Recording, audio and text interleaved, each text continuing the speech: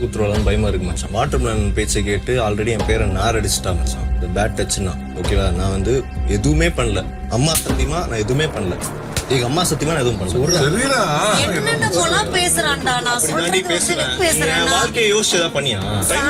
வரதுக்காக அவன் திரும்ப அதை கொண்டு வரான். ஃபேமிலி வரதுக்காக கொண்டு வரலாமா?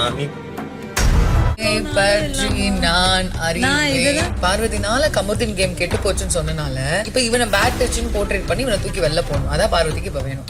அவளுக்கு என்ன 100 நாள் நான் அந்த வீட்டுல இருக்கணும். கமருதீனை வந்து இப்ப நான் வேணாம், நம்ம 2 பேரும் ஒரு பிரேக் எடுத்துக்கலாம்னு சொன்னா அது பூம் ஆகாது. நீ பேட் டச் பண்ணிட்டேன்னா நீ பேட் டச் பண்ணும்போது சப்புன்னு அறைய வண்டி தானே, இவ்வளவு வாய் பேசுறதானே.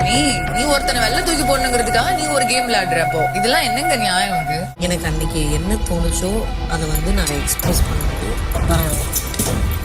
ஐயோ நீ எதுக்கு அதை வந்து டென்ஷன் ஆக்கிக்கிட்டு இருக்க? நீங்க வாங்குவீங்க பேபின்னா வாய்க்கெல்லாம் உடச்சணும்.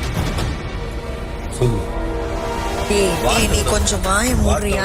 நான் லைஃப்ல பேசவே மாட்டேன் பாரு. பெரிய ஐஸ்வர்யா ராய் இந்த அம்மா மண்டே